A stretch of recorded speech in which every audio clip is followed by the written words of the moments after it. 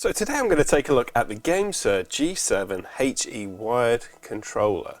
Now this is an officially licensed controller for the Xbox and also works on PC that is a step up from your standard controller. And it also has back buttons on the base of the hand, which we'll talk about too. So let's have a look at what you get inside the box. So you get a bunch of leaflets, stickers, a month of Game Pass for free, and your instruction manual there. So the controller comes wrapped in a lovely plastic bag inside this inner cardboard sleeve, and you have these protective foam inserts around the controller.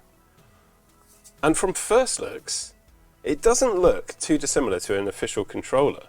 I mean, it feels very similar, really. The main difference is the buttons have more of a reassuring click than the official controller, and you've got these lovely buttons on the bottom here and a really nice grippy structure. Feels pretty robust. It could take some abuse, but of course you have to plug it in, so that's where the USB cable, it's a really long cable, comes into play.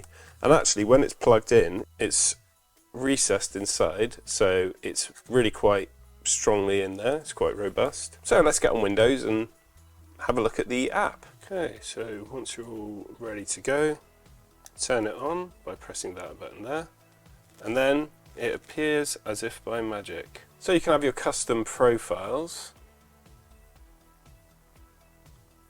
You can also run any updates on your controller from the app. So actually, I'm running this on a Mac, but I've got a Windows 11 sort of installed on the Mac, so I can show you this software, because unfortunately it's not in the Mac. And have your different setups.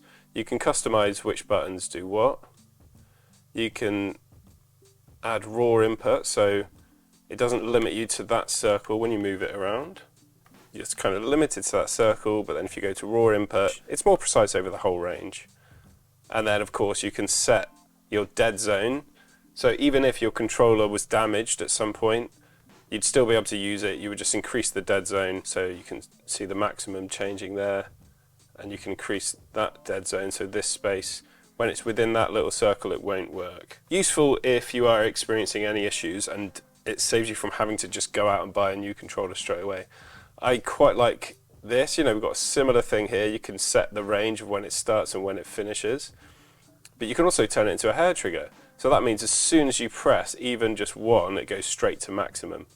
When it's not like that, you get the full range. You can see the numbers go up as I press the trigger down. And then the vibration level, you can mess with those settings as well.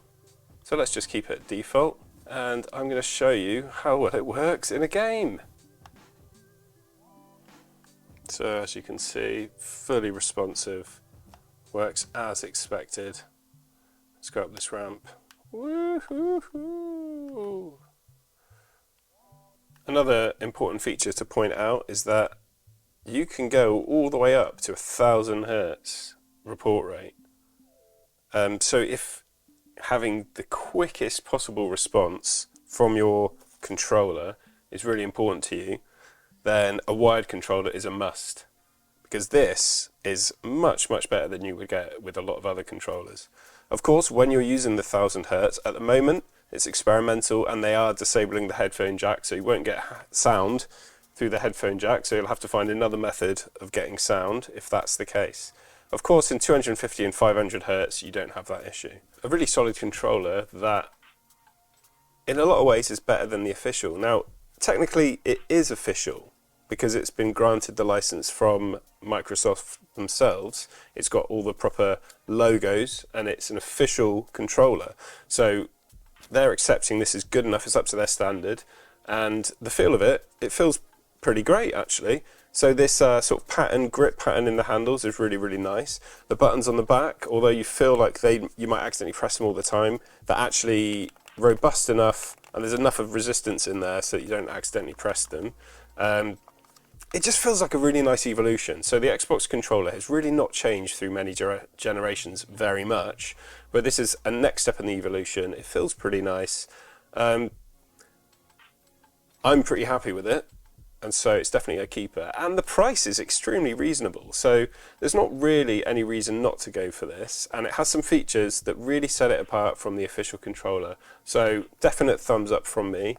I'm really happy with this purchase. And if you want to see more details on it, then I'll put a link below where you can see more information and maybe pick one up yourself. So, GameSir, you've done it again.